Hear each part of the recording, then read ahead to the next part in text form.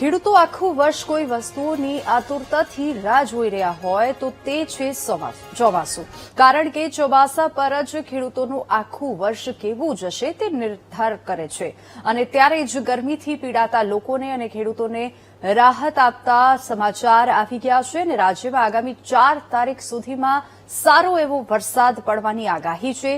ક્યાં અને કેટલો વરસાદ પડી શકે આવું જોઈએ આ રિપોર્ટમાં।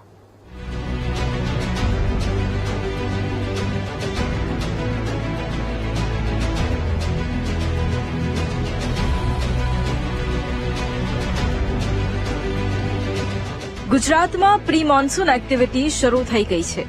હવામાન વિભાગની આગાહી પ્રમાણે 2 જૂન સુધી રાજ્યના 12 જેટલા જિલ્લાઓમાં 40 થી 50 કિલોમીટરની ઝડપે પવન અને ગાજવીજ સાથે વરસાદ વરસી શકે છે। ખાસ કરીને દક્ષિણ ગુજરાત અને સૌરાષ્ટ્રના કેટલાક વિસ્તારોમાં આ પ્રી મોન્સૂન એક્ટિવિટીની અસર વધુ જોવા મળશે। આમ તો શરૂઆત થઈ ગઈ છે। રવિવારના દિવસે અમરેલી, ગીર સોમનાથ, જૂનાગઢ અને દક્ષિણ ગુજરાત તેમજ સુરતમાં વરસાદ વરસ્યો, જેનાથી લોકોને ગરમીથી આંશિક રાહત મળી। પરંતુ આગામી 4 તારીખ સુધી સારો વરસાદ પડવાની સંભાવના છે। साउथ वेस्टर्ली विंड्स चल रही हैं, तो जो ये वेदर मौसम प्रणालियां हैं, इनके प्रभाव से हम उम्मीद कर सकते हैं कि अगले 6 दिन तक गुजरात रीजन और सौराष्ट्र कच्छ में आइसोलेटेड से स्कैटर्ड और डे 3 में फेयरली वाइड स्प्रेड बारिश होने की उम्मीद है।